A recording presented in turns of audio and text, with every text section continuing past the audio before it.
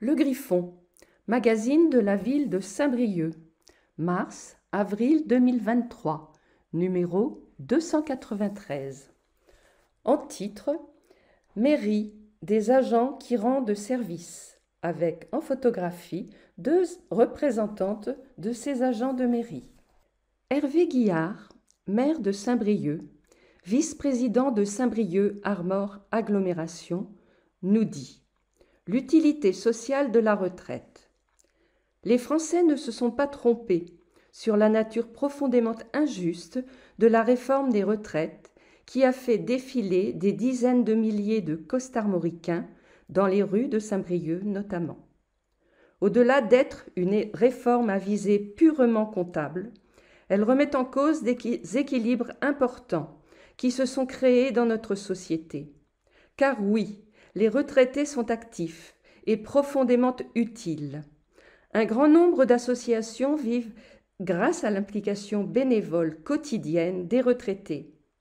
On connaît également le rôle majeur que jouent les retraités dans la solidarité entre générations et particulièrement au soutien qu'ils apportent aux parents dans la garde des petits-enfants, leur permettant de mieux concilier vie professionnelle, vie familiale et loisirs. Mais ces effets, une réforme comptable ne les anticipe pas. Dans le chapitre En action, Égalité femmes-hommes, un plan d'action. Urgence sociale. La ville a voté son plan 2023-2024 pour l'égalité femmes-hommes. Ces actions seront menées auprès des agents et en direction du grand public. Le plan d'action pour l'égalité entre les femmes et les hommes déroule 3 axes stratégiques. Lutter contre les stéréotypes de genre. Lutter contre toutes les formes de violence liées au genre. Viser l'égalité professionnelle en mairie. Nous voulons agir de manière concrète, efficace, souligne Renée Mazéo, conseillère déléguée sur cette question. Sur les stéréotypes, la ville s'adressera en premier lieu à la jeune génération, tant l'égalité passe par l'éducation. Une réflexion sera menée dans les crèches. L'aménagement des espaces de récréation, la formation des animateurs, la sensibilisation des enfants seront au menu. La féminisation des noms d'équipements a commencé. La question de l'égalité sera intégrée dans l'aménagement des espaces publics, dans les animations, la communication, les subventions aux associations, encouragées à agir. La sécurité, une priorité. Pour Renée Mazéo, la sécurité est une priorité. Elle nous dit « Nous expérimentons déjà des dispositifs comme J'allume ma rue et Angela. Au-delà, les aménagements seront questionnés, par exemple dans les vallées. Nous prévoyons des marches exploratoires et nous ferons des campagnes de sensibilisation sur les violences, le harcèlement de rue. En interne, le déroulement des carrières, des formations, mais aussi des vêtements mieux adaptés pour les femmes dans des métiers techniques sont prévus. Autour du 8 mars, la Maison des femmes, collectif d'associations, se mobilise pour la Journée internationale des droits des femmes, le 8 mars. Dès le 4 mars, à 14h, place du Guesclin, déambulation militante et festive. Le 8 mars, à 18h, manifestation au flambeau. Le 10 mars, avec vélo utile, balade nénette cyclette. Une séance cinéma est prévue au Club 6. La bibliothèque André Malraux accueille l'exposition « Grâce à elle ». La plasticienne Sophie Desgano met en lumière des femmes qui ont marqué l'histoire du 2 au 22 mars. Avec elle, le public est invité à créer des plaques de rue à destination des espaces de la bibliothèque, le 25 février à 15h sur réservation. Alain Prigent évoquera Madeleine Marzin, bretonne, résistante et élue communiste le 10 mars à 18h30. Les choix de Claire, libraire au marque-page, le 11 mars à 15h30. MJC du Plateau. Journée d'atelier le 11 mars pour être universelle, entre guillemets. Chorale, self-défense, massage, danse méditative, stand d'éducation à la vie affective et sexuelle. Conférence en fin de journée. Stéréotypes.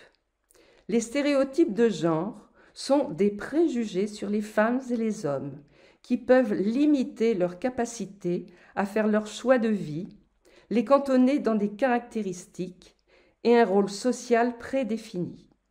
Ils entretiennent la domination historique des hommes sur les femmes et les inégalités. Électricité partagée. Chantier pilote.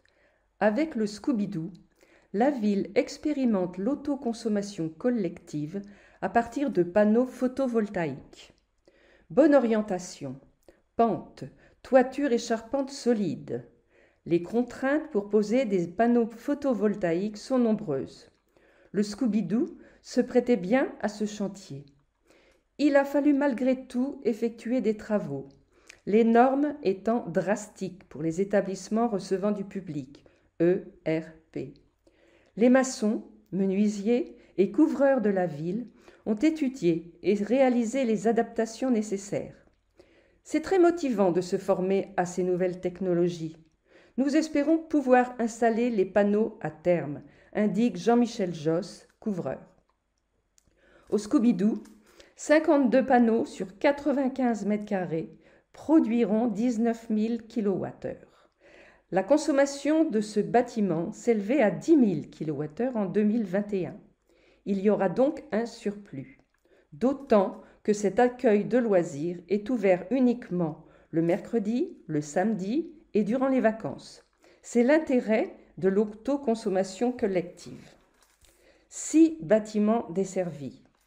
Une convention sera signée avec Enedis, gestionnaire du réseau. Le surplus sera consommé par 5 bâtiments municipaux complémentaires, dans un rayon de 2 km. Quand les panneaux ne produisent pas, ces équipements utiliseront l'électricité du réseau qui sera facturée. 11% des besoins seront couverts sur l'ensemble de ces sites. L'opération a coûté 75 000 €. Au prix actuel de l'énergie, elle sera amortie en 10 ans environ. Tant que l'installation reste performante, entre 20 et 30 ans, c'est du bonus, hormis l'ondulateur à changer. Production d'énergie, juste le début. Transition écologique. Le Scooby-Doo est le premier chantier de panneaux photovoltaïques en autoconsommation collective mené à bien. La ville déploiera son plan énergie dans tous les quartiers pour couvrir 10% de ses besoins en 2026. Les élus ont fait de l'énergie une question centrale. La hausse brutale des prix vient conforter ce choix, matérialisé dès 2021 par une politique d'investissement circulaire, Interacting. Les économies d'énergie permettent d'investir à nouveau. Un premier chantier illustre un projet municipal ambitieux. L'accueil de loisirs Le Scooby-Doo produira désormais de l'énergie consommée sur place et dans 5 autres équipements dans un rayon de 2 km. Lire ci-contre. Nous avons un vrai plan de déploiement dans tous les quartiers, à raison de 2 à 3 sites par an d'ici 2026, indique Nadia Druyenec et Didier Lebuan, adjoint au maire, en charge de ce dossier. Objectif : produire 10% de l'électricité consommée par la ville. Ce n'est pas rien, sachant que les périodes de production des panneaux solaires, surtout l'été, ne sont pas toujours adaptées à ceux des besoins, surtout l'hiver. L'apport des panneaux est forcément complémentaire, mais indispensable dans le contexte. 3 nouveaux sites en 2023. En 2023, le bâtiment du service Parc, Jardins et Paysages à la ville Joux sera concerné et alimentera 8 équipements à proximité. L'école Hoche est prévue. L'hôtel de ville sera dans la boucle.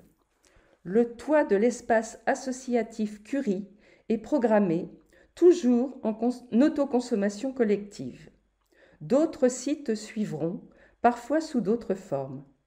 Sur l'espace des clôtures à la Bauchée, 300 mètres carrés de toiture seront dédiés à la consommation des services techniques et de la cuisine centrale.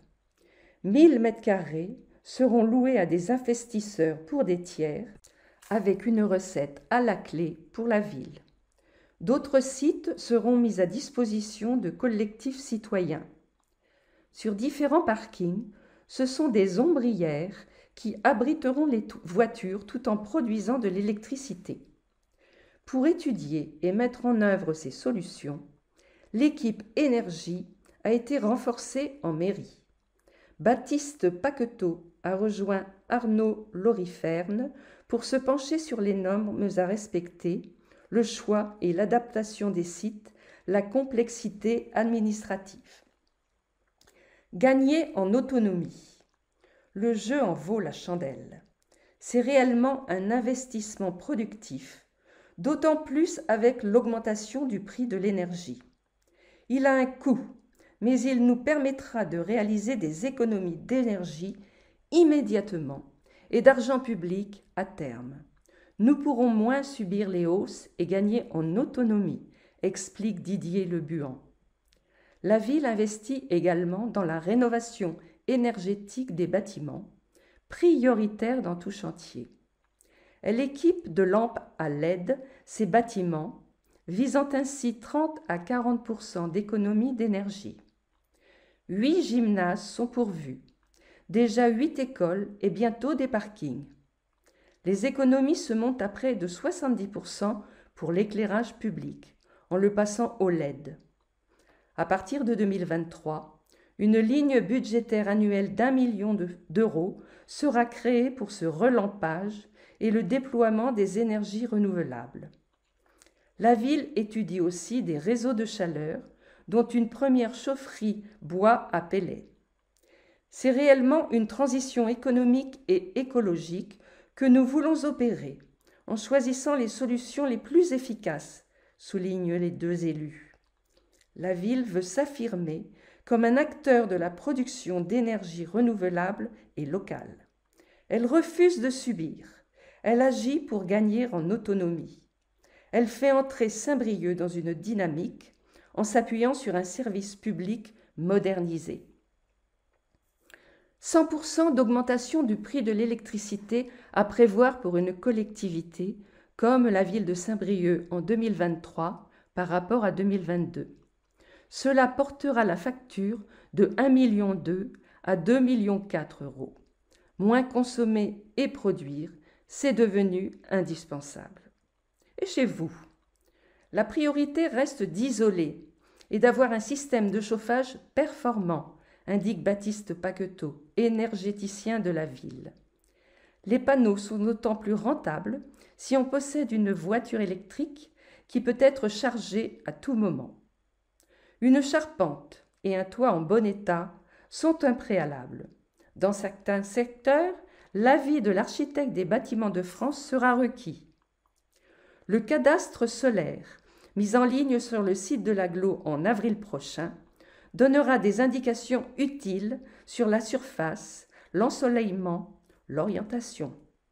Pour le reste, un conseil, passez par l'ALEC, Agence locale de l'énergie et du climat. Elle délivre un conseil neutre et gratuit. Et refusez les démarchages, car il y a des mauvaises surprises dans ce secteur d'activité. ALEC, A-L-E-C, 5 rue du 71e RI, 02 96 52 15 70. Toujours dans le chapitre En action. Entre mobilier et atelier, Héloïse Kling co-construit. Portrait. Cette jeune architecte est devenue ébéniste pour mieux co-construire avec les habitants. L'égalité femmes-hommes est l'un de ses thèmes de prédilection. Héloïse Kling amène ses compétences dans 2 chantiers du budget participatif. La construction d'un rucher et de son mobilier au tertre Marie-Dondaine avec le comité d'animation d'Eurobien et la fabrication d'une objettothèque avec des habitantes des conseils citoyens. Formée à l'architecture à Paris, elle aurait pu travailler dans une agence. Mais les workshops de son école lui ont donné l'envie de, entre guillemets, construire moi-même et co-construire, fermez les guillemets. Le bois s'est imposé. Elle a passé son CAP d'ébénisterie. Elle a commencé à collaborer avec une compagnie de théâtre qui mise sur la participation du public et avec l'équipe Jean Réville qui, ouvrez les guillemets, mène une démarche sensible sur la place des femmes dans l'espace public. Elle travaille sur les symboles comme les noms, mais aussi les usages, par exemple avec des outils de comptage qui viennent appuyer le propos quand des lieux sont suroccupés par des garçons. Fermez les guillemets. Pour cette jeune maman, il sera aussi important de mieux intégrer les enfants dans la ville. Une crise sanitaire plus tard, voilà Héloïse Kling installée à Saint-Brieuc avec sa petite famille. Elle y mène de nouveaux chantiers dans le même esprit. La participation permet à chacun de comprendre et de s'approprier un projet, un espace public, rappelle-t-elle. Elle réalise aussi du mobilier sur mesure pour des particuliers, en s'efforçant de répondre d'abord aux usages. Elle a une préférence pour le bois de récupération, qui lui permet de jouer sur les épaisseurs. En illustration, sur le chantier du tertre Marie-Dondaine, Héloïse Kling crée aussi du mobilier pour les particuliers, toujours en répondant à leurs usages. Contact héloïsekling.fr et sur Instagram 06 07 32 04 74. La vallée de Guédic fédère grâce au 1000. Participation. La prochaine édition du 1000, prévue du 24 au 27 août, aura pour fil rouge « Oser se rencontrer ». À l'image de l'esprit du collectif qui l'organise, généreux et engagé. C'est un projet que l'on porte depuis 2010 avec 2 amis, alors que nous étions étudiants, se souvient Simon Le Bastard, coordinateur du 1000. Nous sommes tous natifs de Saint-Brieuc et profondément attachés à la ville. La vallée de Guédic, avec ses 21 accès, est un lieu qui fédère. L'idée était d'inviter à la redécouvrir et de sensibiliser à la protection de son patrimoine naturel, nous dit-il. La première édition de ce rendez-vous éco-responsable a rassemblé environ 6000 personnes. Récompensé par le trophée des associations de la ville en décembre, le collectif s'appuie sur un vaste réseau de partenaires. C'est son volet, Vive Armor, Alpalette, Synapse, Vers le Jardin, Kerval, Bonjour Minuit. Il continue de s'étoffer. En 2023, le 1000 va s'organiser autour de 3 pôles d'activité: culture et musique, sport, environnement et écologie. Les horaires de la guinguette seront élargis. Et, comme notre public cible, ce sont les familles, il y aura des spectacles de rue. Le tout grâce à de nombreux bénévoles dont nous prenons soin. Nous lançons d'ailleurs un appel à nous rejoindre pour cette prochaine aventure. En photo, le groupe l'été dernier dans la vallée, une première édition préparée dans une belle énergie collective. Pratique, sur Facebook, le 1000 bénévoles bien-venu. Toujours dans le chapitre En action. Renouvellement urbain. Saint-Brieuc Armor Agglomération, la ville et Action Logement ont renouvelé leur convention Action Cœur de Ville 2023-2026. 4,5 millions d'euros seront mobilisés pour créer et rénover plus de 100 logements. Parmi les projets figure celui de la Copalis sur le site de l'ancienne école de la ville Bougou et celui de l'association Sillage pour 12 logements destinés à des jeunes, place Saint-Pierre. Sur la précédente période, 2,6 millions d'euros ont soutenu la création de 44 logements locatifs. 50 startups sont attendues au salon Grand Ouest Innovation le 4 mars au Carré Rosenkart.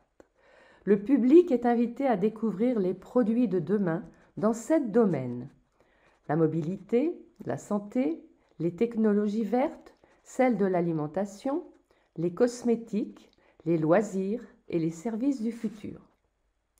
Jeu d'enquête en ville. L'affaire du poison d'avril intrigue tout Saint-Brieuc. Le dimanche 2 avril, la population est invitée à seconder le capitaine Poulain dans son enquête, trouver des indices, interroger les suspects pour identifier le coupable.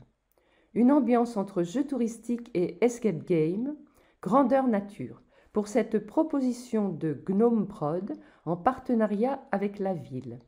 Cette dernière fait gagner des places par tirage au sort. Envoyez votre mail « Je participe au mystère de Saint-Brieuc » à événementiel@saint-brieuc.fr, règlement sur saintbrieuc-.fr. Ville à 30 km/h. La vitesse a diminué.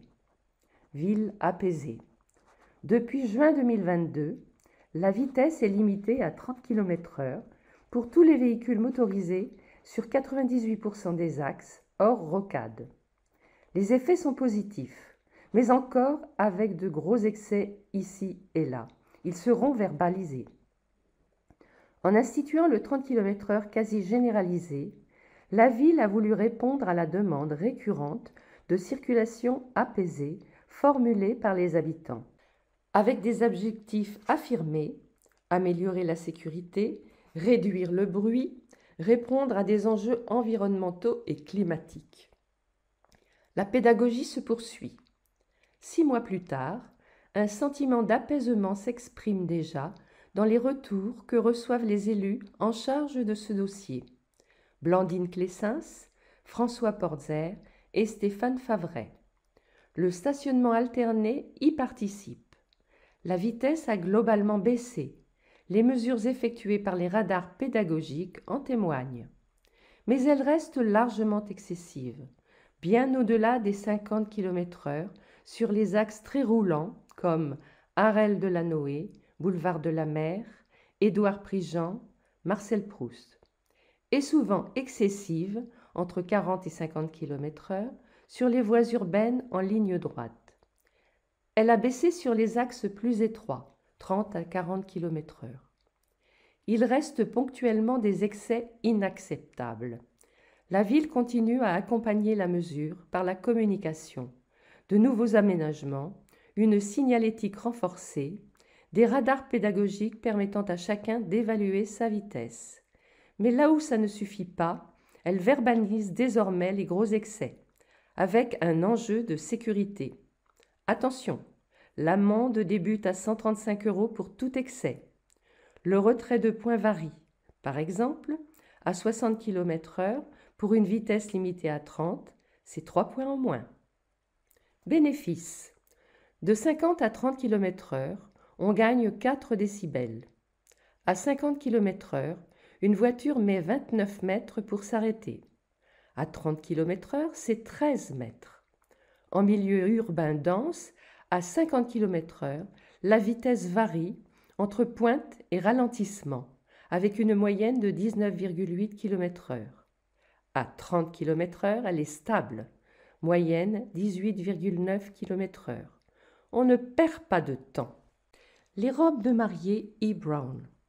Stylisme. Yatala crée dans son atelier boutique des tenues de mariée comme elle les aime, légères et pleines de poésie. Yatala a installé son atelier, sa boutique, E. Brown, 9 rue de Rohan.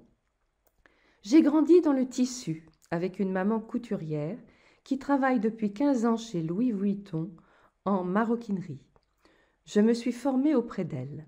J'ai toujours voulu faire des robes ou tenues de mariée pour l'un des jours les plus importants de la vie. Un engagement, nous dit-elle. Elle les réalise sur mesure. Un style bien à elle. Ni strass, ni paillettes ici. Je ne fais pas de robes de princesse, dit Yatala, mais des robes de rêve, oui. Elle manie la dentelle et le tissu tout en délicatesse. Elle nous dit « Je travaille le tombé des matières, la fluidité, les jeux de transparence. » Ces modèles sont légers, pleins de poésie et adaptés à chaque personne selon ses envies. Chaque robe ou pantalon est une page blanche. Yatala fait en sorte que les mariées se sentent elles-mêmes le jour J, libres de leurs mouvements et des codes. Je fais des modèles pour tous et toutes, femmes, hommes, transgenres. Une conviction profonde, née avec mon frère trans, poursuit-elle. Tout le monde est le bienvenu. Elle s'attache aussi à travailler de manière éco-responsable dans le choix des tissus et de leur origine, en France ou à proximité. Contact www.y-brown.fr. Bienvenue entre déco et atelier. Concept Store. Caroline Lavenne a ouvert son enseigne de décoration, ameublement et objets du quotidien Bienvenue, rue de Rohan, avec Christophe Koval. Nous organiserons aussi des ateliers, par exemple autour du yoga ou du do-it-yourself. Nous voulons faire de Bienvenue un lieu de vie et de rencontre, nous dit-elle. Caroline Lavenne propose sa sélection de meubles et objets dans des matériaux nobles, naturels, du bois et de beaux tissus. Ils donnent à l'endroit une atmosphère très chaleureuse. Elle choisit principalement des marques fabriquées en France ou à proximité. Bien sûr, cela implique des coûts plus élevés, poursuit-elle, mais elle travaille avec des artisans et créatrices pour lesquels elle a eu des coups de cœur. Il y a parmi eux beaucoup de personnes en reconversion, comme elle. Caroline Lavenne était jusqu'à présent infirmière en puériculture. Elle propose d'ailleurs de jolis transats et berceaux pour les bébés. En illustration, Caroline Lavenne au milieu de sa boutique. Quattro Canti, traiteur. Êtes-vous vraiment sûr d'avoir déjà goûté à l'Italie ? Rendez-vous chez Quattro Canti, nouveau traiteur et cave à vin, situé 26 rue du Général Leclerc. Camille Nivet et Luca Mutolo tiennent cette boutique. Elle est d'ici et lui d'Italie. Au fourneau, il a beaucoup appris de sa maman. Des lasagnes aux arancini en passant par la panna cotta au leribo. Luca cuisine les saveurs de son pays de manière authentique et créative. Les plats sont faits maison, jour après jour, à manger sur place ou à emporter. Il y a toujours des classiques et des propositions qui varient au fil des semaines. Les vins naturels, grappa, limoncello, sont soigneusement sélectionnés. Fromage, charcuterie, antipasti, panettone et autres douceurs complètent ce concentré d'Italie. Rubrique en action. Crazy Lobster surfe sur les matériaux composites. Innovation. La start-up Briochine a le vent en poupe et se développe, avec un projet lié aux Jeux Olympiques 2024 pour l'équipe de France de voile et un nouveau contrat auprès d'un ministère. Entreprise hybride entre laboratoire technologique dédié aux matériaux composites et atelier de fabrication au service de projets opérationnels et concrets, la start-up Crazy Lobster a été fondée en 2019 par Tual Le Guillerme.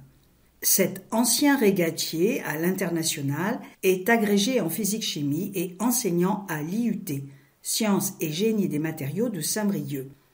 Il l'a créé par passion. Tous issus de l'IUT.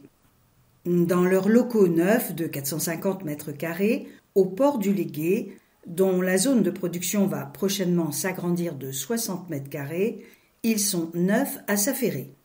Ouvrez les guillemets. Tous issus de l'IUT. Notre activité s'articule autour de 3 axes. La recherche, l'industrie pour la fabrication et la réparation de pièces, ainsi que la création de pièces sur mesure. Ici, les salariés tournent sur tous les postes. Nous sommes des manuels intellectuels. Fermez les guillemets.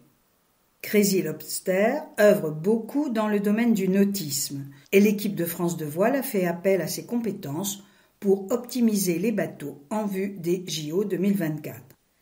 L'entreprise intervient dans de nombreux autres domaines. Elle vient notamment de décrocher un contrat auprès d'un ministère. Une e-shop sera par ailleurs lancée en février pour de petites pièces d'accastillage. Ouvrez les guillemets. Nous avons beaucoup investi. Machines d'usinage, cabines de peinture, nouveaux logiciels informatiques. Ce matériel, associé à notre expertise et savoir-faire, nous donne de l'agilité et de la réactivité dans des travaux pointus et complexes d'ingénierie, avec un objectif fondamental, garder le plaisir de relever des défis technologiques. Fermez les guillemets. Des produits bretons à la Belle Noé. Épicerie fine. La Belle Noé n'est pas tout à fait une boutique de produits bretons comme les autres. Tout est effectivement fabriqué en Bretagne. Elle a été créée par Edwige Guillon et Sébastien Le Glatin qui y vendent leur farine, épeautre, blé jusqu'à T130, seigle et des huiles, colza, chanvre, bientôt lin. Ils les produisent dans leur ferme de la Belle Noé à Trémuson, qu'ils ont converti aux céréales haute qualité environnementale. Ils ont sélectionné d'autres produits bretons, entre guillemets, choisis pour leur qualité et leur proximité, précise Edwige Guillon. 3 brasseurs, des terrines de viande et poissons, Henriette, Kerr, Lagadoc, la cidrerie de la Baie, les miels de Biflora, les caramels et autres chips de Mademoiselle Braise, la savonnerie d'Armor sont en rayon. Mais aussi les boissons Gualaga et la spiruline d'Armor ou encore des tabliers torchons tissés à Morlaix. Les touristes ne seront pas les seuls à faire des découvertes parmi tous ces savoir-faire. Ils sont mis en avant dans un bel écrin, une maison à pans de bois du vieux quartier, au 5 rue Fardel. Contact 5 rue Fardel, ouvert du mardi au vendredi, de 10h à 12h30 et de 14h à 18h30. Rubrique grand format. Mairie. Des agents qui rendent service. Ressources humaines. Comme d'autres employeurs, la ville et le CCAS peinent à recruter dans certains métiers. Des agents vous ouvrent les portes de leur univers professionnel où la notion de service public prend tout son sens avec une très grande variété de missions. Nicolas, aide-soignant, l'humain avant tout. À 45 ans, Nicolas Ferrec a trouvé sa voie pour la seconde partie de sa vie professionnelle. Il est un aide-soignant heureux et serein auprès des personnes âgées dépendantes de Prévalon. Ouvrez les guillemets. J'en avais assez de mon métier de cuisinier dans le privé. J'avais besoin de me rendre utile et de m'occuper de gens. En formation, j'étais le seul à ne pas connaître le milieu médical. Je me suis accroché, j'ai eu mon diplôme. Fermez les guillemets. En stage, il valide son choix et découvre les différents univers de cette profession. Ouvrez les guillemets. C'est très varié. Je me suis bien sentie auprès des personnes âgées et en psychiatrie.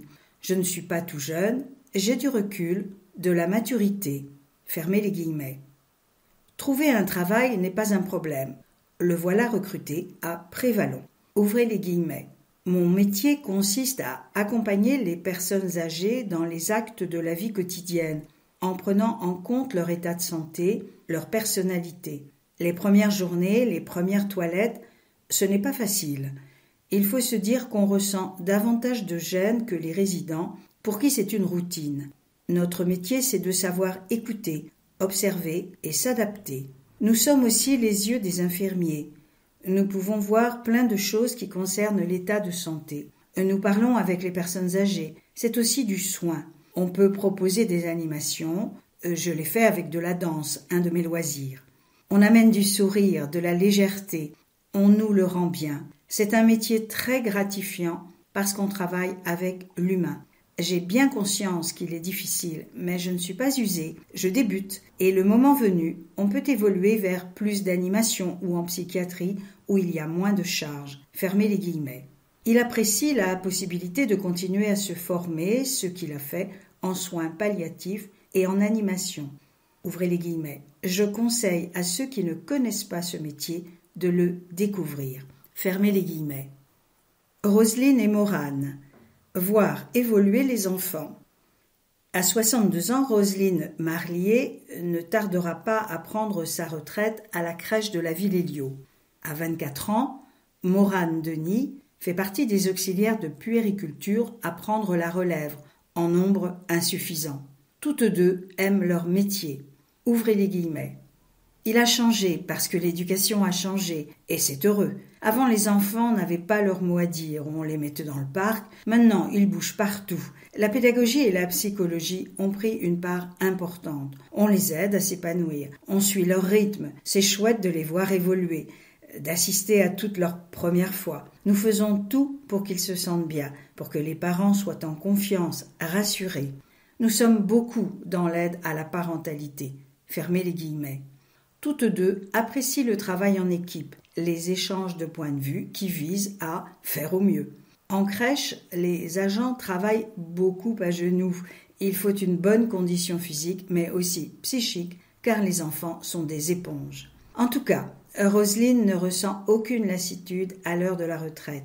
Morane ne voit pas comment elle pourrait se passer de ces jolies joies que lui donnent les bébés dont elle s'occupe. Entre guillemets, c'est un métier où l'on donne et où l'on reçoit beaucoup en retour.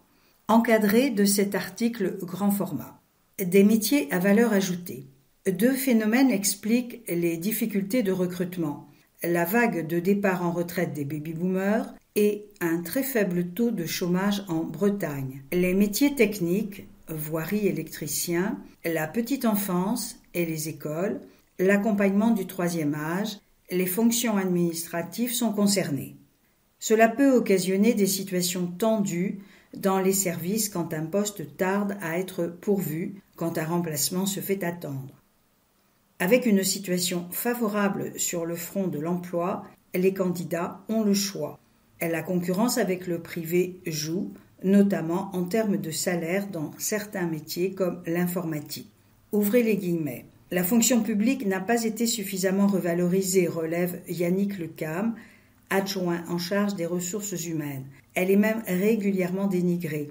Être au service du bien commun, c'est pourtant un engagement qui a de la valeur. Fermez les guillemets.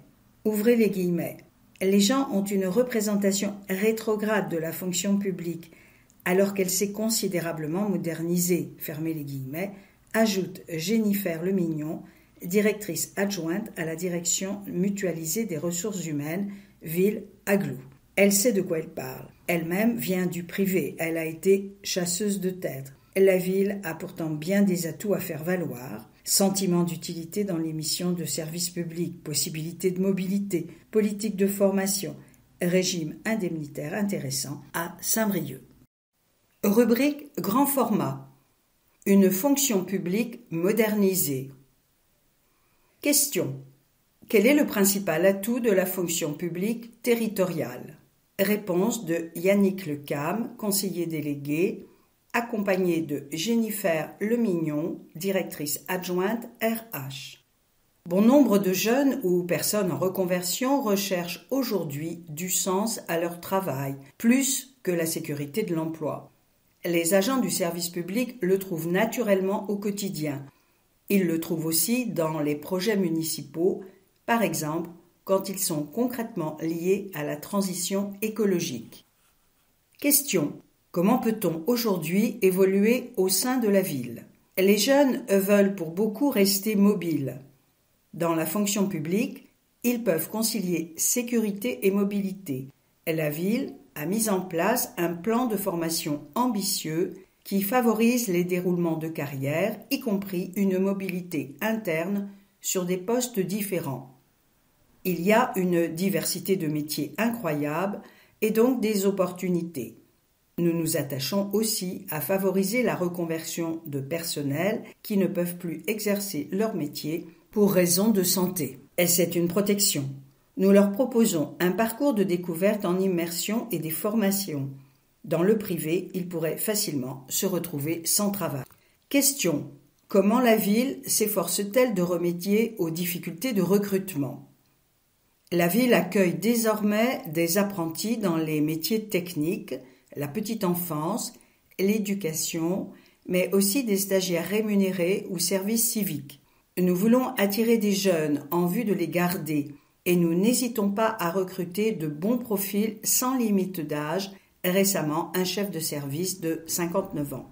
Par ailleurs, Nous avons professionnalisé la fonction de recrutement à la DMRH, Direction mutualisée des ressources humaines, avec des personnes spécialisées venues du privé.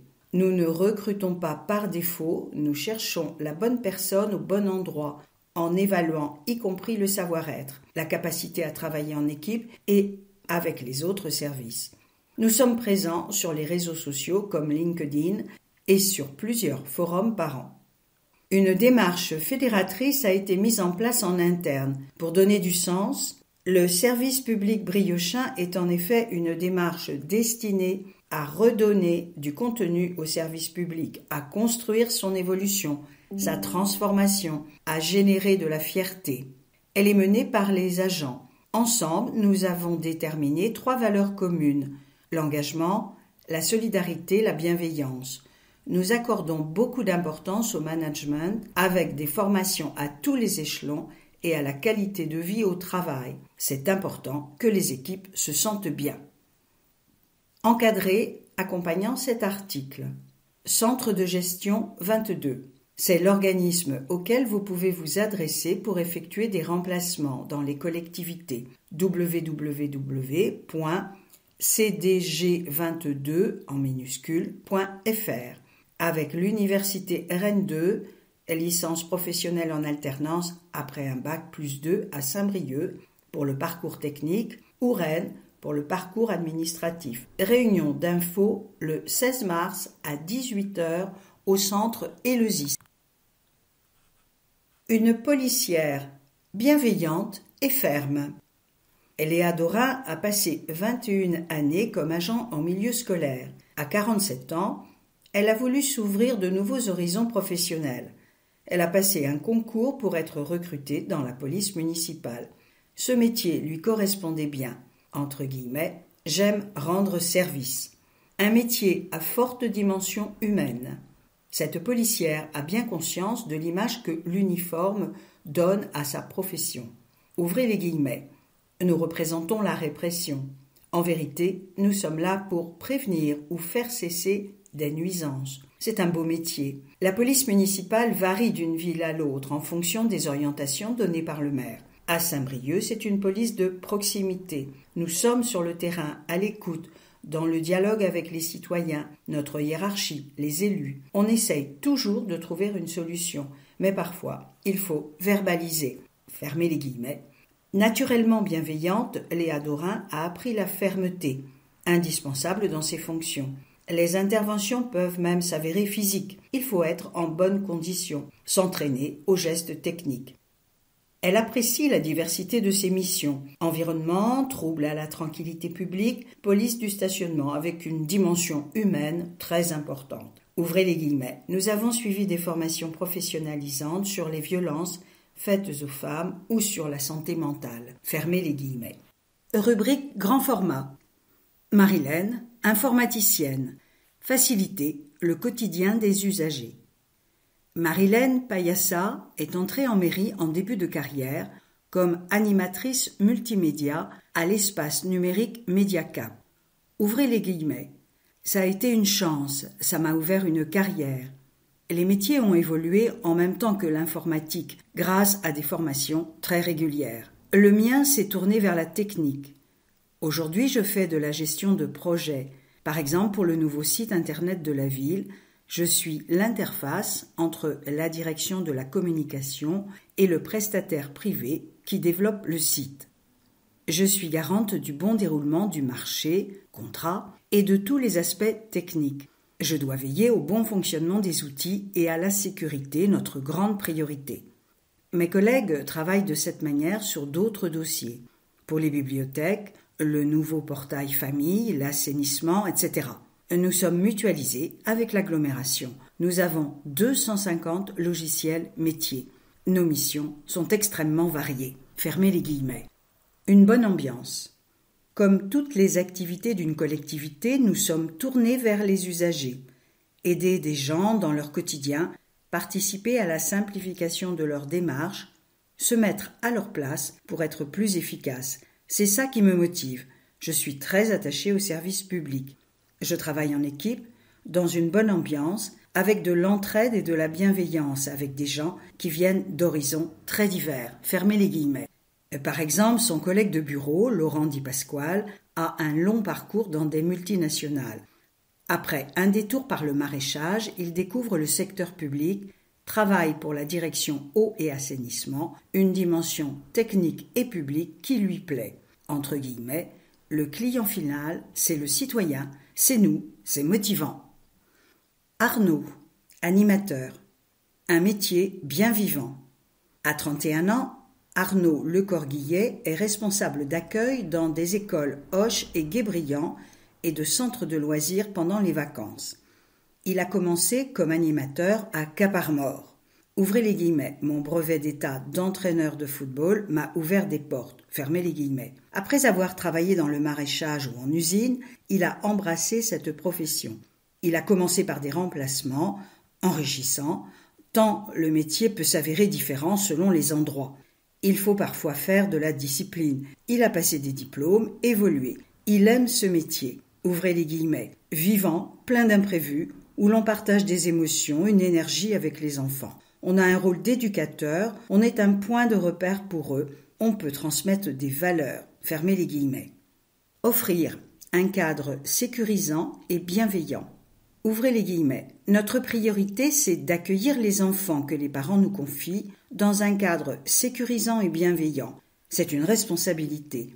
Mais il nous arrive de nous amuser autant qu'eux dans les grands jeux. Toute l'équipe imagine des animations pour les différents temps périscolaires. On s'inspire des idées des enfants. C'est leur temps de loisir. Chaque animateur a la possibilité de transmettre une passion. Fermez les guillemets. Arnaud est bricoleur. Il leur a proposé de construire le circuit de billes de leurs rêves en maniant la scie sauteuse et le marteau, un modèle réduit de l'école Hoche. Au passage, ils acquièrent des notions. Rubrique « Habiter ma ville ». Grille en travaux. Le chantier d'aménagement avance à bon rythme sur le site de la grille. Il a commencé par le pavage de la place du Martret. Celui-ci sera terminé avant le 15 avril. À partir de cette date, des modifications de circulation interviendront le long de la place de la grille. Dans un premier temps, la rue des Trois Frères Merlin sera fermée. Une déviation sera mise en place par la rue aux Toiles et la rue Saint-Jacques. Vos commerçants restent accessibles durant tout le chantier. 31 classes de primaire participent au programme Wati à l'école dans 8 établissements publics et apprennent les éco-gestes avec les petits débrouillards. Une action relayée par la ville pour rendre les enfants acteurs sur les économies d'énergie et la transition écologique. Cessons. Concertation en cours. Jusqu'au 9 mars, vous pouvez répondre au questionnaire de la concertation citoyenne sur le domaine de la Tour. Comment percevez-vous ce site? Quelles sont vos idées, vos envies pour lui? Parallèlement, un groupe de travail ouvert à des associations, des citoyens et des institutions s'est constitué. Toutes ces réflexions nourriront celles de la ville. Elle travaille à un projet pour ce lieu emblématique en vue d'une ouverture au public en 2025. www.saintbrieuc en minuscule avec le trait d'union.fr. Un avis citoyen sur les 3 vallées. Démocratie permanente.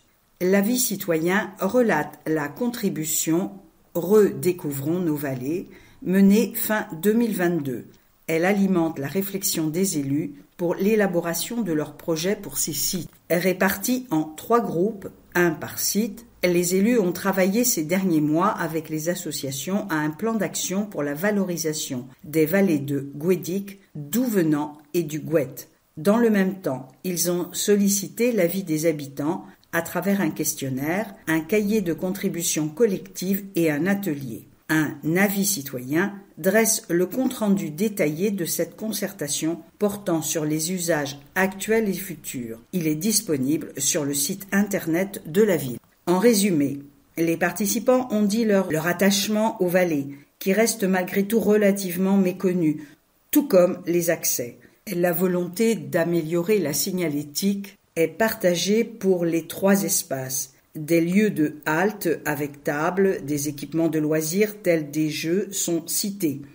La sécurité et la présence de déchets sont des préoccupations à traiter. La création d'une brigade citoyenne verte a été proposée. Pour la vallée de Guédic, vue comme un parc urbain, les participants souhaitent des équipements, des animations, des événements. Pour les vallées de Douvenant et du Gouët, ils veulent avant tout préserver le caractère plus sauvage et naturel, tout en les faisant découvrir à travers différentes initiatives.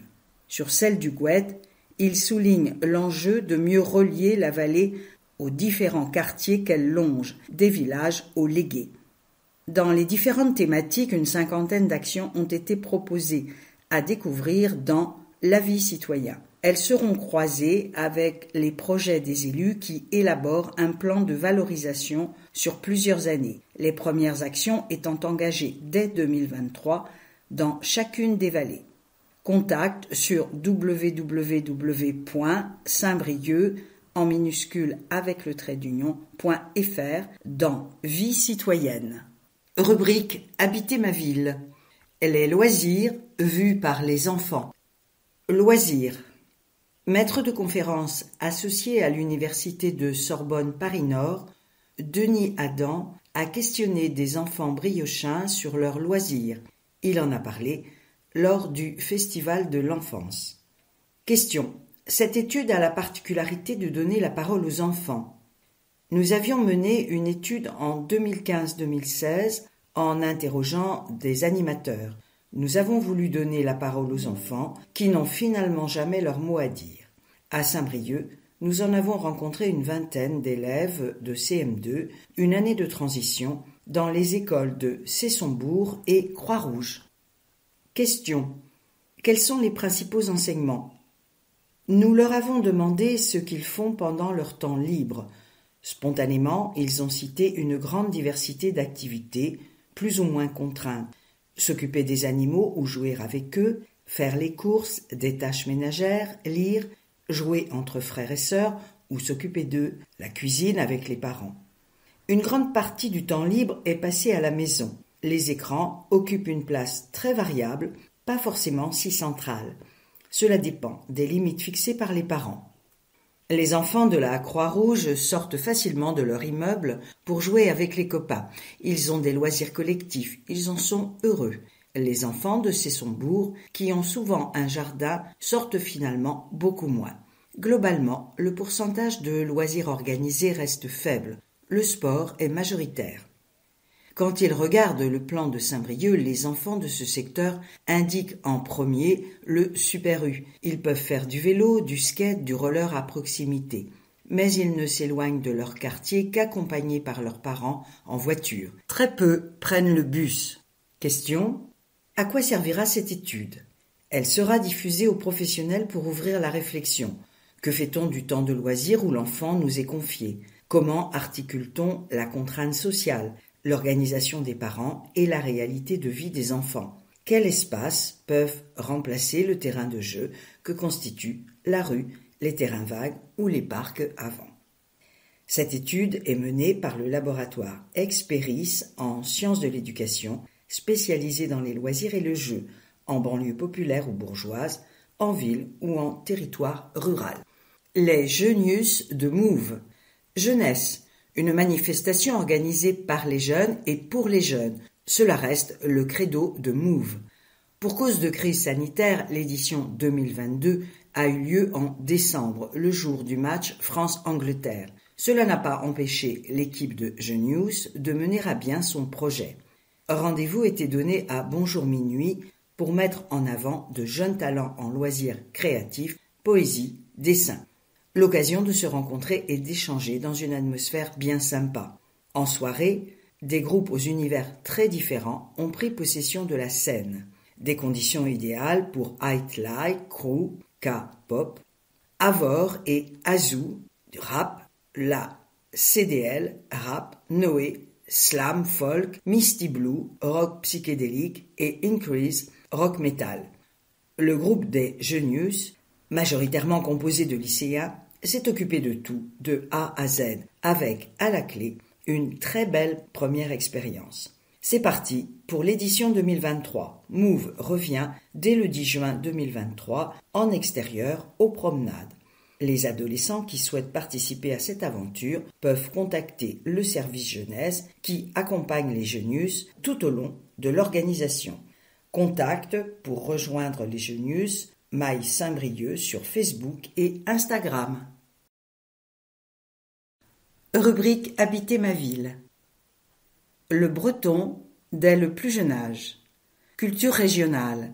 Le meilleur moyen de faire vivre les langues bretonnes, c'est que les jeunes les parlent. Saint-Brieuc propose différents parcours de breton à l'école et désormais pour les tout-petits.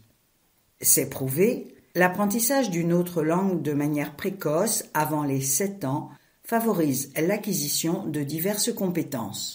Les enfants apprendront plus facilement d'autres langues plus tard.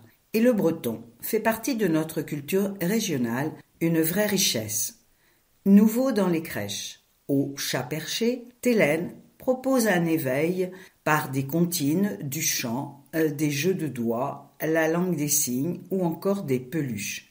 L'animatrice fait aussi découvrir la harpe et la guitare. Les ateliers favorisent le développement cognitif en exposant les enfants à une autre langue alors qu'ils sont encore dans la phase de construction du langage. Filière bilingue publique. 2 écoles la proposent de la maternelle au CM2. Le Grand Clos et Curie, puis Poutrin, porte ouverte en juin. Une partie des cours se déroule en français, l'autre en breton. Diwan est une école associative en immersion, avec des cours en breton, notamment en début de scolarité. Les échanges courants se font en français, qui est introduit en CE1 dans les cours et se développe jusqu'à la fin du primaire, porte ouverte les 10 et 11 mars. Dudi est un centre de loisirs. Il propose des jeux et activités en breton à l'école Hoche. Il accueille des enfants de 6 à 12 ans le samedi de 14h à 17h en période scolaire. Et après, pour tous ceux qui veulent apprendre le breton, petit avant-goût au mois des langues en mars, rendez-vous à Ti-Arvro. Monoscooby, un jeu primé sur la propreté. Initiative. Le service propreté urbaine de la ville a imaginé et conçu le jeu Monoscooby pour sensibiliser le public sur les déchets et l'environnement. Fin 2022, il a valu à Saint-Brieuc le 2e Grand Prix de l'Association des villes pour la propreté urbaine. Il reprend le personnage de Scooby, le chien mascotte utilisé pour des actions de sensibilisation. Il s'inspire du Monopoly avec des rues de Saint-Brieuc. On avance avec des dés. On tombe sur des questions portant sur l'environnement, les quartiers et la culture locale. De bonnes réponses font gagner des îlotiers et balayeuses, puis des étoiles. À 5 étoiles, on a gagné. Un peu comme la ville qui en a décroché autant de l'AVPU en 2022. Clotilde Maheo a conçu ce jeu de A à Z. Elle qui, avant de travailler à la propreté, était animatrice dans un centre de loisirs. Les agents sont fiers de cette réalisation qu'ils souhaitent faire circuler dans les écoles. Ouvrez les guillemets. En matière de propreté, il ne suffit pas de bien travailler pour obtenir des résultats. Il faut communiquer, sensibiliser, jouer collectivement. Fermez les guillemets, dit Armand Le Jouanard, chef de service. Rubrique Habiter ma ville. Saint-Brieuc, citoyenne. À trottinette électrique. Sécurité routière. Voici quelques règles à respecter à trottinette électrique dans un objectif de sécurité et de bonne cohabitation avec les autres usagers. Les trottinettes électriques ne sont pas autorisées à circuler sur les trottoirs, sauf moteur coupé. Cela vaut aussi pour les overboards et gyroroues. Elles ont le choix entre les pistes cyclables ou la chaussée, quand la vitesse y est limitée au maximum à 50 km/h. Les conducteurs doivent respecter les limitations de vitesse, y compris le 30 km/h. L'engin ne doit d'ailleurs pas pouvoir dépasser 25 km/h. Attention, 1 500 € d'amende pour une trottinette débridée. Ce qui est obligatoire, les feux avant et arrière, l'avertisseur sonore, l'assurance civile, le casque est vraiment recommandé. et ce qui est interdit, le transport de passagers, la conduite de trottinettes électriques pour les moins de 12 ans. Les polices nationales et municipales effectuent régulièrement des opérations de sensibilisation. Elles verbalisent au besoin. 3 heures sans incidence sur le porte-monnaie si vous stationnez dans un parking du centre-ville le mercredi de 16h à 19h pour une balade, des courses, des démarches. C'est aussi gratuit partout en centre-ville pour une pause déjeuner de 12h30 à 13h30, et ce, en plus de la première demi-heure, partout en centre-ville, à tout moment. Ne pas jeter ses déchets dans la mer. Propreté. Ce qui est jeté dans les caniveaux, sur les trottoirs, sur la route, va dans les bouches d'égout, avec la pluie, puis directement dans la mer. Les mégots particulièrement toxiques, les emballages plastiques et ce qu'on jette négligemment par terre, tout ça pollue les océans et le littoral durablement. Et pourtant, elle n'est pas si loin, la poubelle. Il y aura peut-être même un cendrier de rue sur votre route. Nid primaire des frelons à surveiller. C'est la fin de l'hiver et bientôt la période des nids primaires de frelons asiatiques que les reines construisent pour y pondre. Ils sont de petite taille, comme une orange, par rapport aux nids secondaires où les colonies s'installeront ensuite. Plus on les repère, plus on limite la prolifération de cet insecte qui s'attaque aux abeilles et peut occasionner des risques sanitaires en cas d'allergie. Vous en avez vu un ? Contactez le service environnement et hygiène de la ville qui les enlève au 02 96 62 55 47. Horaires à respecter. Règles. Les travaux de jardinage ou de bricolage réalisés par des particuliers à l'aide d'outils faisant du bruit ne sont pas autorisés en dehors de ces horaires, du lundi au vendredi de 8h30 à 12h, de 13h30 à 19h30, le samedi de 9h à 12h et de 15h à 19h, les dimanches et jours fériés de 10h à 12h. Rubrique côté quartier. Un poulailler collectif à la Villa Carmélie. Ouest. Ce projet a vu le jour dans le cadre du budget participatif. Une dizaine de poules ont élu domicile dans le jardin de la Villa Carmélie. Elles sont bichonnées par plusieurs familles du quartier. Dans le cadre du budget participatif 2021, les Briochins avaient retenu un poulailler partagé dans la volière déjà existante, mais jamais utilisée, du jardin de la Villa Carmélie. Ouvrez les guillemets. Les gens qui portaient initialement ce projet se sont désistés, raconte Catherine Gendre, qui vit tout près. La mairie a donc contacté l'association Vers le Jardin afin que cette belle idée se concrétise. Fermez les guillemets.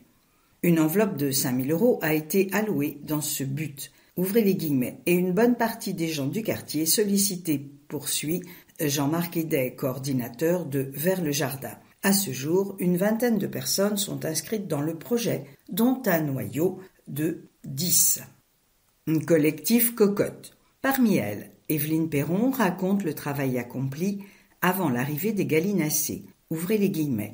Nous avons installé des bacs à sable et cendres, un autre avec du blé. Nous avons aussi fabriqué des perchoirs et des escaliers pour que les poules puissent y accéder. Fermez les guillemets. Au-delà de l'objectif de récolter des œufs, c'est surtout une façon de connaître les habitants du quartier, met en avant Evelyne. Pour Catherine, ce poulailler, ouvrez les guillemets, apportera un peu de vie à ce jardin, fermez les guillemets. Afin que tout se passe au mieux, ouvrez les guillemets, une charte a été établie, souligne Jeannette, également impliquée. Les soins seront apportés par des binômes désignés chaque semaine. Un groupe WhatsApp et Facebook, Collectif Cocotte, facilite la communication entre nous. Fermez les guillemets. Les jolis bonhommes de Tiquat, à Sainte-Thérèse. Pour Noël, les visiteurs ont pu admirer le nouveau décor créé par l'équipe de jardiniers dans le jardin de Tiquat, un des plus beaux de Saint-Brieuc. Des bonhommes et des animaux créés à partir de troncs d'arbres, branchages et autres pots de fleurs. Ils sont appelés à rester là pour la plus grande joie des enfants qui fréquentent l'endroit. Avant même le printemps, les promeneurs auront assisté à la première floraison d'un nouvel alignement de magnolias. C'est toujours aussi éphémère que spectaculaire. Les fleurs vont se succéder au fil des mois. la plus belle saison à Tiquat étant celle des roses, toujours magnifique. Rubrique côté quartier. L'objetothèque fait circuler l'animation. Budget participatif. Des membres des conseils citoyens ont fabriqué une objetothèque. Ce mobilier circulera dans les quartiers et transportera des éléments utiles pour des animations. Et l'idée d'une objetothèque a été retenue par les Briochins lors du premier budget participatif en 2021. Un Briochin proposait de créer un endroit où chacun pourrait gratuitement emprunter des objets, des outils. Trouver un local n'était pas évident. Avec son accord, le projet a évolué et voit le jour d'une autre manière. Les habitants, membres des conseils citoyens, s'en sont emparés.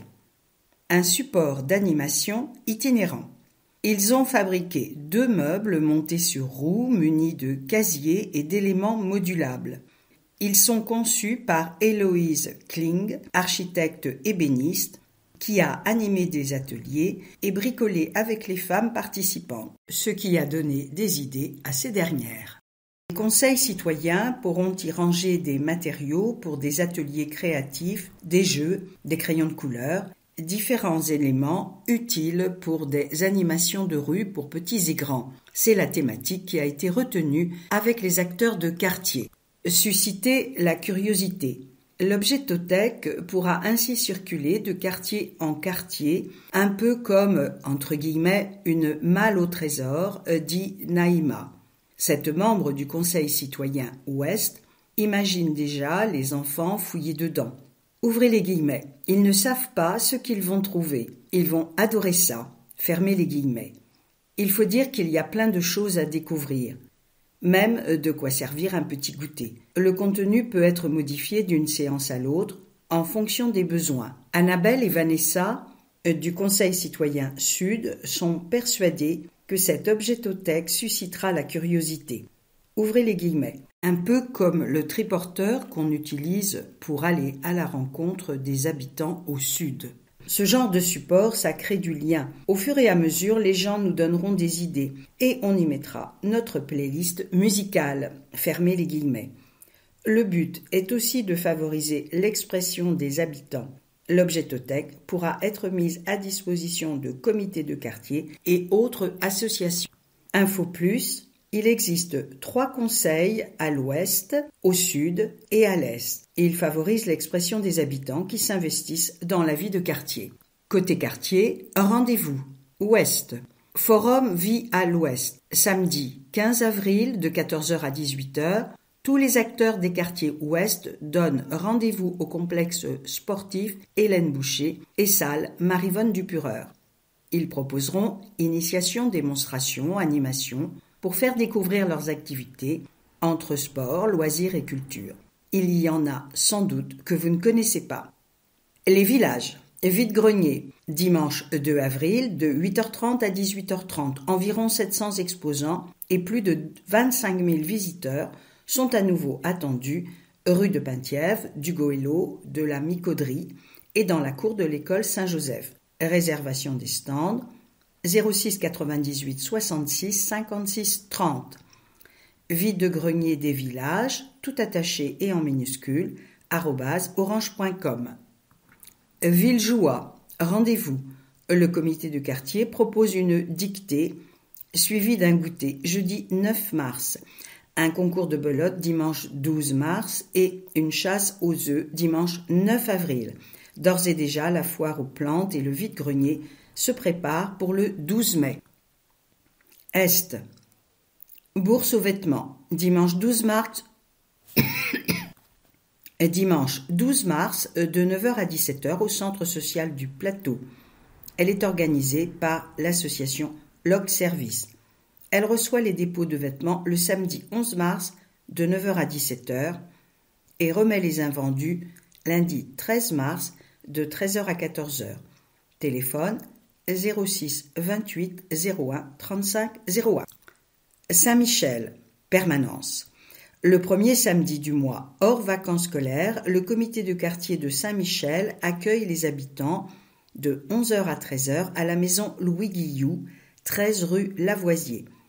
Il souhaite mobiliser les habitants pour faire vivre le quartier. Rubrique Expression, groupe de la majorité. Retraite, un besoin d'égalité et de solidarité. Le projet du gouvernement de prolonger l'âge de la retraite à 64 ans et d'allonger la durée de cotisation provoque une immense réprobation et de très fortes mobilisations. À écouter les tenants de cette réforme, ils œuvrent dans le souci de sauver le régime des retraites par répartition qui permet la solidarité entre générations. À les en croire, il faudrait accepter cette réforme ou ce serait le chaos d'un déficit abyssal. Qu'en est-il ? Le COR, Conseil d'orientation des retraites, service du Premier ministre, examine depuis plus de 20 ans l'évolution et les enjeux relatifs à notre système de retraite. Que dit-il ? Tout d'abord que notre système actuel peut perdurer sur plusieurs décennies sans que la part des retraites dans la richesse nationale ne fasse peser un poids insoutenable au système, bien au contraire. Ce n'est donc pas le chaos annoncé, ni une dette insoutenable que nous ferions peser sur les générations futures. Ensuite, tout au plus, il fait état d'un possible déséquilibre à l'horizon 2030, 13 milliards d'euros pour un montant de 331 milliards aujourd'hui. Rien d'abyssal donc. En résumé, s'il faut réformer notre système de retraite, il est nécessaire d'en questionner le financement. Prenons un exemple. Les femmes aujourd'hui touchent une retraite bien plus faible que les hommes, et il est acté que la réforme proposée accentuera encore cet écart et installera de nombreuses femmes dans la précarité. La population briochine le sait bien. Pourquoi ne pas s'attaquer de façon concrète et déterminée à l'égalité professionnelle et salariale entre les femmes et les hommes, 20% de différence selon l'INSEE. Cela aurait une conséquence immédiate, l'augmentation des revenus des femmes, mais également de leurs cotisations, et donc une contribution supplémentaire au financement du système. L'égalité contribuerait ainsi à la solidarité. Il en va de même concernant l'augmentation des salaires et le maintien du pouvoir d'achat, mais également des exonérations de cotisations patronales, plusieurs dizaines de milliards d'euros. Il est également possible d'imaginer de faire contribuer les revenus financiers de grandes entreprises à la hauteur de ces mêmes cotisations patronales, par exemple. Ne serait-ce pas une juste mesure de solidarité ? Comme on le voit, les possibilités sont multiples et notre système n'est pas au bord du gouffre. Pourquoi donc tenter d'imposer une telle réforme ? Il faut probablement y voir l'objectif du gouvernement d'éviter que des profits qui ne cessent d'exploser contribuent à la solidarité nationale. Face à cette volonté de protéger les plus riches, les conséquences de l'allongement de l'âge de la retraite aggraveraient les multiples injustices. Elles maintiendraient la jeunesse dans la précarité au lieu de lui permettre des emplois stables que les départs en retraite rendraient vacants. Elle aurait pour effet un appauvrissement de la population âgée dont on peut imaginer les conséquences. Elle entamerait la possibilité de jouir d'une vie en bonne santé à l'issue d'une carrière bien remplie. Le mouvement d'opinion qui se soulève contre ce projet prend ses racines très profondément dans la population et en touche toutes les catégories, les salariés du privé comme du public, bien sûr, mais également les artisans. Les véritables solutions, il faut aller les chercher dans plus de justice, d'égalité et de solidarité. Article signé Yannick Lecam, conseiller municipal délégué. Rubrique Expression. Groupe de la minorité. Un débat budgétaire qui enjolive la réalité. Le débat d'orientation budgétaire a eu lieu le 30 janvier. Manifestement, la majorité ne peut pas s'empêcher d'enjoliver l'avenir. Après 3 années au pouvoir à Saint-Brieuc, elle nous annonce qu'elle met en œuvre une autre trajectoire budgétaire qui serait plus vertueuse, dégager le maximum de recettes de fonctionnement pour financer les investissements, c'est-à-dire se donner des marges de manœuvre. Jusque-là, nous sommes d'accord. Mais pour y parvenir, il ne suffit pas de l'afficher, il faut des actions concrètes. Or, il n'existe que 2 leviers, la maîtrise des dépenses d'une part et l'augmentation des recettes de fonctionnement d'autre part. Que constate-t-on ? S'agissant des dépenses, elles progressent, Elles ne sont donc pas maîtrisées et il n'y a pas de volonté marquée d'agir sur les postes les plus importants. Cette équipe municipale découvre les joies de la gestion et de la contrainte budgétaire. Elle conserve un programme d'investissement qu'elle ne pourra pas réaliser, faute de pouvoir la payer, sauf à emprunter de manière inconsidérée. L'évolution prévue de l'encours de la dette est déjà inquiétante. 54 millions d'euros en 2020, il atteindra 69 millions d'euros en 2024. Quant aux recettes, elles sont basées sur une augmentation de la population et une augmentation des bases d'imposition. Mais si la population n'augmente pas, ce sont les impôts qui vont augmenter. Ne parlons pas de l'effet d'aubaine que constituent les droits de mutation qui ont bien progressé avec le marché de l'immobilier, les taxes payées sur les ventes immobilières. Là non plus, rien n'est assuré. La seule solution à moyen terme pour augmenter les recettes de la ville sera d'accueillir davantage de population pour avoir davantage de contribuables. Or, pour l'instant, la population n'augmente pas et les mesures envisagées de réhabilitation de l'habitat ne sont pas d'un grand dynamisme. La municipalité a tardé à prendre les bonnes orientations. Il aurait fallu attendre 3 ans pour que les outils adéquats soient mis en œuvre, création d'une foncière et mise en place d'une concession d'aménagement. On notera en particulier le niveau très important des études envisagées, 80 000 euros pour étudier l'aménagement de la place de la Résistance, 100 000 euros pour étudier la restructuration de la passerelle, 30 000 euros pour le musée, 50 000 euros pour la Maison du Peuple et 50 000 pour Cap Couleur, soit 260 000 euros pour la seule année 2023. Si les études sont nécessaires, elles doivent demeurer raisonnables et ne pas masquer l'impuissance à faire. Au total et en résumé, la situation financière de la ville sur le moyen terme pourrait se dégrader si la conjoncture immobilière en particulier devenait moins favorable.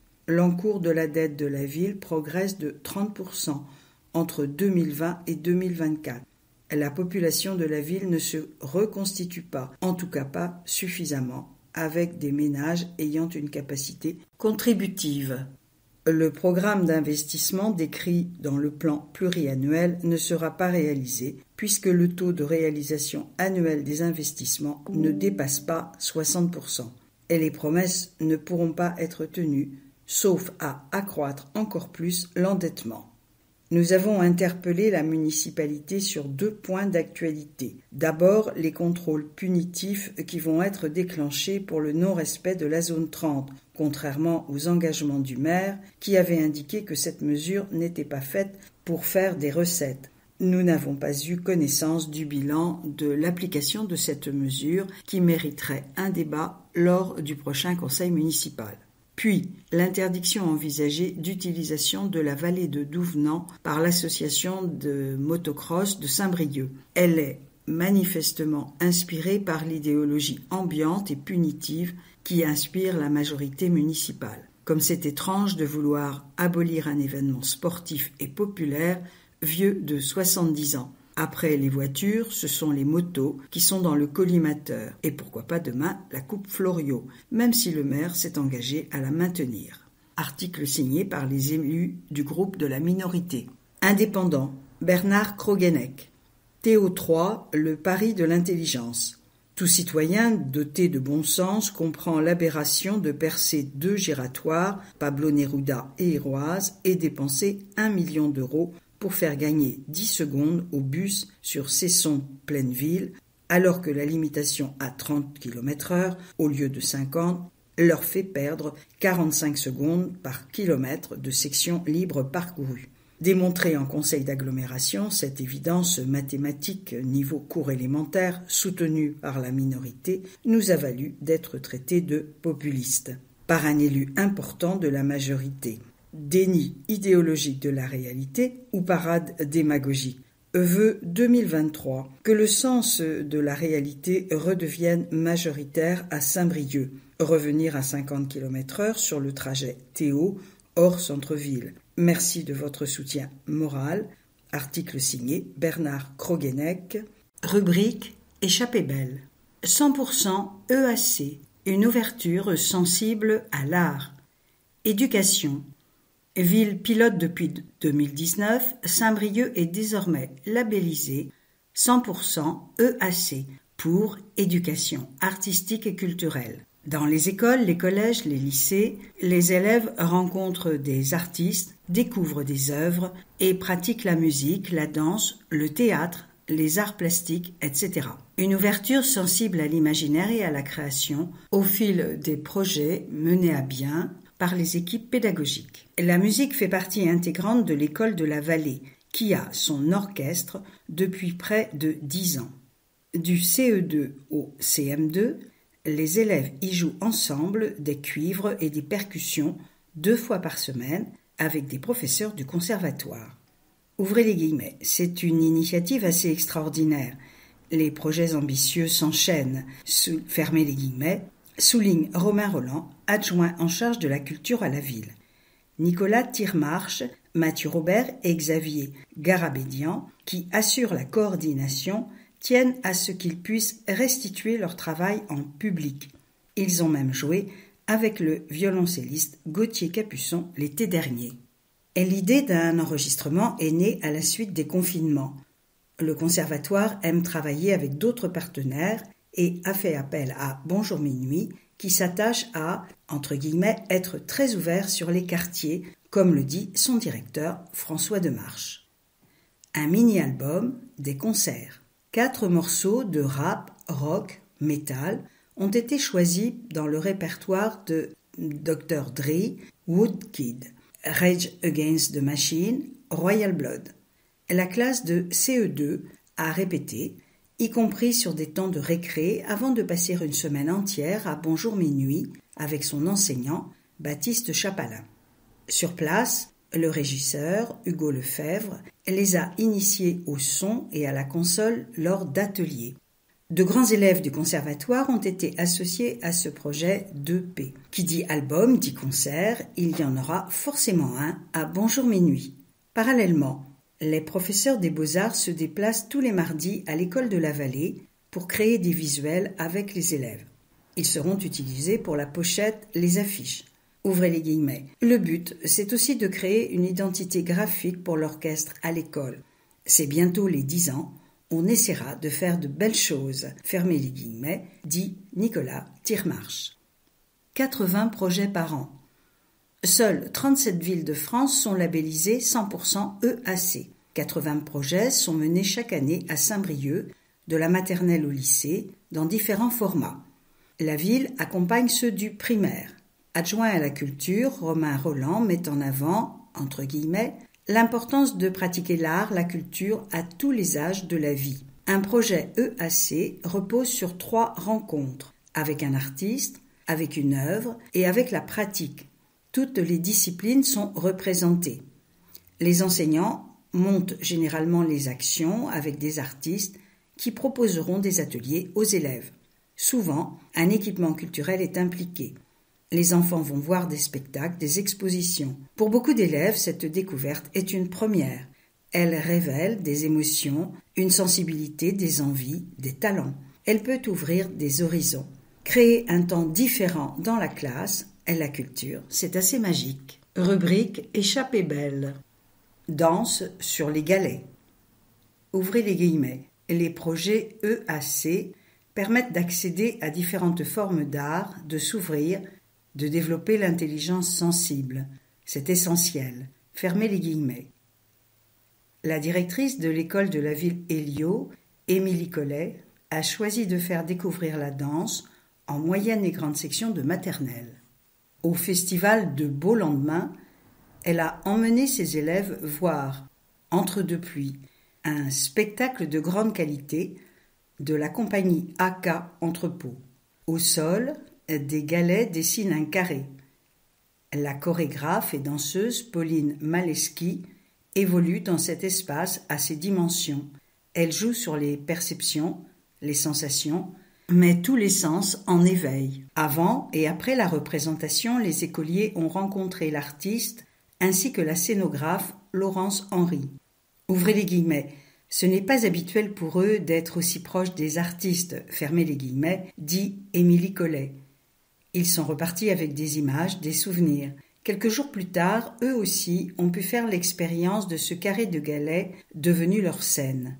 Par groupe de 6, ils se sont exprimés avec leur corps, leurs mots. Entre guillemets, tous les enfants ont un appétit de danse. Ils se sont ouverts aux autres, sans jugement. Ils se sont découverts. Et Jeanne Paturel les a photographiés. Ouvrez les guillemets.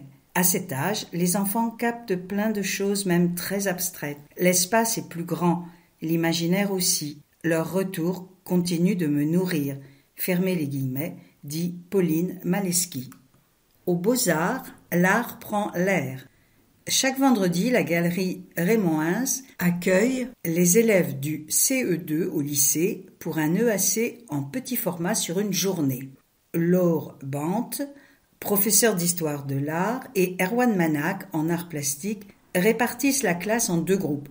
Laure Bante fait découvrir une œuvre, soit celle d'Atelier Bingo en face du totem, dont les formes simples, colorées et ludiques séduisent, soit Le Voyageur de Joachim Monvoisin en hommage à Louise-Anne Gauthier dans un écrin de verdure rue de Trégueux. C'est celle choisie ce jour-là. Un nuage blanc en volume, une pompe à vélo, c'est un peu mystérieux, mais pas du tout comme dans les musées. Ouvrez les guillemets. On peut toucher et même monter dessus, comme sur une aire de jeu. Et si la pompe à vélo pouvait gonfler le nuage, c'est rigolo. Fermez les guillemets. Très émouvant aussi cet hommage à Louise-Anne Gauthier. Ouvrez les guillemets. Le propos est fort. Je fais le lien avec des œuvres commémoratives à d'autres époques. Fermez les guillemets, précise Laure Bante. En lien avec cette œuvre, Erwan Manac travaille le volume et l'échelle en atelier. Les élèves ramènent de petits objets de récupération d'univers différents qu'ils assemblent dans une poésie décalée. Ils repartent avec leur maquette. Ils sont fiers. Ouvrez les guillemets. Notre but, c'est de leur apprendre à regarder, à écouter aussi en ville, de susciter une envie. Fermez les guillemets, disent les professeurs, y compris celle de revenir. Rubrique Échappée belle. Pour ses 40 ans, Art Rock promet une grosse teuf. Festival, la fête fait aussi partie de l'ADN d'Art Rock. Pour ses 40 ans, du 26 au 28 mai, on pourra participer à une immense parade en ville et danser jusqu'à la fin de la nuit à Robien, là où tout a commencé. Octobre 1983, Jean-Michel Boinet, Marie Lostis et quelques autres organisent la première édition d'Art Rock. Succès immédiat. 40 ans plus tard, la Birthday Party s'annonce d'anthologie, avec une programmation électro-surprise lundi de 1h à 5h du matin en clôture à Robien, là où le festival est né. Des surprises, Carole Meyer et Alice Boinet, directrices et directrices artistiques, en réservent aux festivaliers tout au long de cette édition anniversaire. Avec le retour d'un grand spectacle de rue comme on les aime à Art Rock dimanche après-midi. Ce sera une parade aussi géante que festive avec des chars, de la musique et beaucoup de fleurs. 150 à 200 figurants feront partie du défilé. Ils auront conçu leurs costumes lors d'ateliers. Grande scène 5 étoiles. Pour le reste, ouvrez les guillemets, on retrouve tout l'ADN du festival depuis le début. Pluridisciplinaire, défricheur de talent, urbain et innovant. Fermez les guillemets. Sur la grande scène, chaque soirée mêle les genres, entre rap, rock, électro, pop, chanson, et se termine en apothéose dansante. La découverte est au rendez-vous, avec pas mal de concerts uniques dans l'Ouest. Alt J, Dream White, CDSM, Confidence Man, Sylvie Crush, voire en France, Pellada, qui réveille Iggy Pop. Vendredi, on verra Meryl, la Beyoncé de Martinique. Coup de cœur parmi tant d'autres pour Alice Boinet, mais aussi Isia, toujours débordante d'énergie. Dinos, le trio anglais Alt J et le pionnier de la techno Jeff Mills. Samedi, on ne manquera pas la révélation belge Pierre Demer, AD, issu de Thérapie Taxi, d'Isis en version électro, les mélodies de Benjamin Biolay, le DJ Hic Sec en mode dance floor avec une petite surprise de découflé.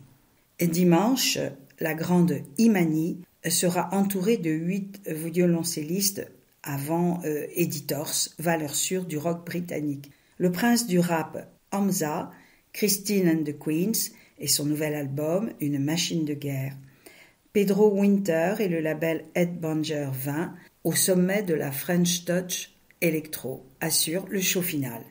Et autre découverte, qui parmi les artistes de la scène B aura le parcours de Clara Luciani, la sublime et hypnotisante Yoa, Baby Jack, Explosion Rap 2022, Sylvie Crush pour sa performance scénique. 3 coups de cœur d'Alice Boinet parmi d'autres au Forum. Demain rapide et son écriture absurde et magnifique, Porridge Radio à la hargne et à l'énergie très rock. Enfin, Social Dance de Marseille, mais qu'on dirait venu d'ailleurs.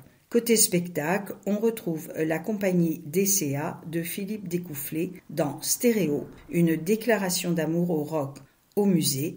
L'exposition est consacrée à Guillaume Marmin et à la lumière. Rubrique Échappée belle. Revers gagnant. Handisport. Victime d'un grave accident en BMX, Josiane Lecomte s'est reconstruite pas à pas. Cette férue de sport renoue avec la compétition dans le para-badminton. Elle joue à l'amicale laïque avec des valides et suit une formation pour devenir entraîneur. Le sport a toujours fait partie de sa vie, hormis une longue parenthèse de 5 ans au cours de laquelle elle a dû cesser toute activité physique suite à un grave accident. Ouvrez les guillemets. C'était en 2012, lors d'une compétition de BMX, raconte Josiane Lecomte. Sur une relance après un saut, ma jambe a plié et tourné dans le mauvais sens. Fermez les guillemets. Résultat, torsion complète du genou avec compression du nerf sciatique, poplité externe, qui la prive aujourd'hui du releveur du pied. Ouvrez les guillemets. On m'avait dit que je ne marcherais plus et que j'étais condamnée à rester en fauteuil, mais je me suis convaincue du contraire. Je me suis accrochée grâce à la rééducation. J'ai repris progressivement le sport en pratiquant le tir à l'arc, une activité où les membres inférieurs sont peu sollicités. Fermez les guillemets. Josiane Lecomte n'a désormais qu'une hâte, retrouver la compétition.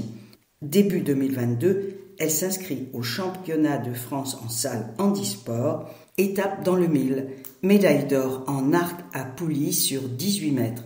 Elle glane également 2 breloques en plein air. Impensable 8 ans plus tôt. Une revanche sur la vie.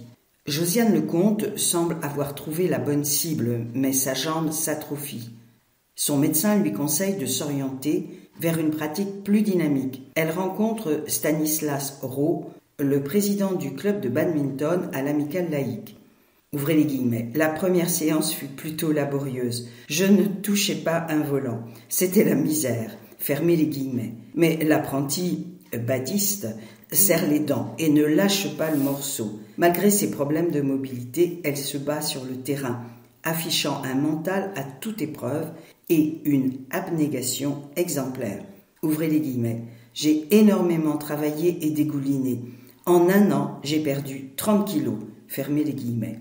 Les sacrifices sont payants. Le mois dernier, la Briochine prend part au championnat de France de para-badminton et fait honneur à son club en décrochant l'argent en double dame, puis en mixte, aux côtés du Finistérien Guillaume Gailly, numéro 1 mondial en double homme.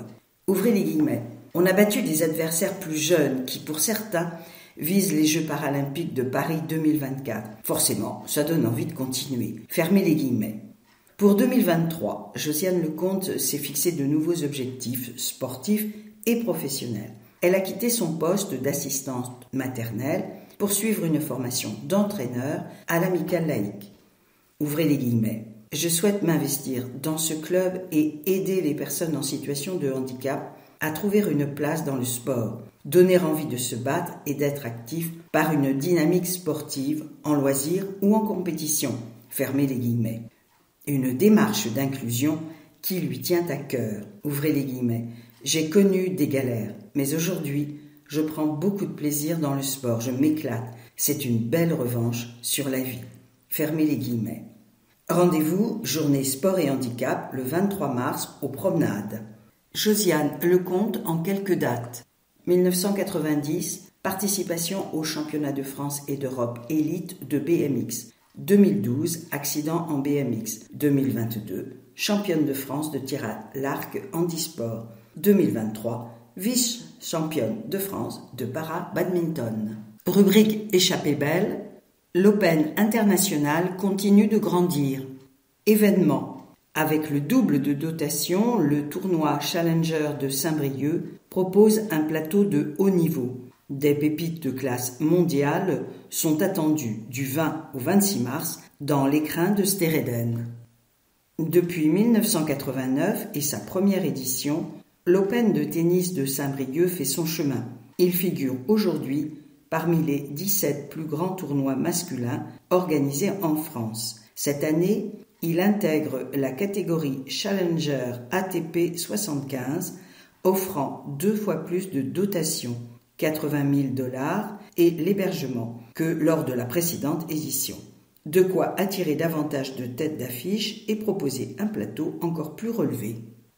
Ouvrez les guillemets, l'an prochain, l'objectif est de franchir un nouveau palier et de rentrer dans le top 10 en passant Challenger ATP 100, fermez les guillemets, indiquent Ronan Bellil et Gérard Leroux, les co-directeurs du traditionnel Open Saint-Brieuc Harmonie Mutuelle, qui devient l'Open Saint-Brieuc Armor Agglomération. Un changement de nom qui va permettre au tournoi de, entre guillemets, renforcer son identité sur le territoire et d'attirer de nouveaux partenaires financiers. Tarifs attractifs. À l'aube d'une 32e édition qui s'annonce prometteuse, les organisateurs s'attachent à mettre ce beau spectacle de tennis à la portée de tous. Le prix des places varie de 5 € du lundi au jeudi à 10 € jour de la finale. Pour les moins de 14 ans, l'entrée est gratuite sur toute la durée du tournoi. La journée du mercredi sera ouverte gratuitement à tous les licenciés des clubs du département. En pratique, programme des matchs et infos, billetterie sur www.opensaintbrieuc.bzh, le tout en minuscule. Stoyan, profession cordeur. Sans cordeur, pas de tournoi. Une profession essentielle dans le tennis. À l'Open de Saint-Brieuc, Stoyan Le Gall sera l'un des 2 cordeurs à répondre aux sollicitations des joueurs tout au long de la semaine. Ouvrez les guillemets. Chacun vient nous voir avec ses bobines et ses raquettes, explique le néo-briochin, cordeur de métier.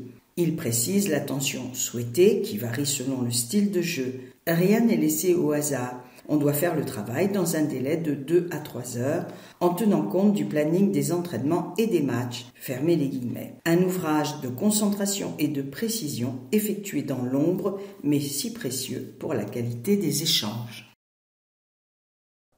Fin de la lecture de votre magazine. Prochaine parution, fin avril.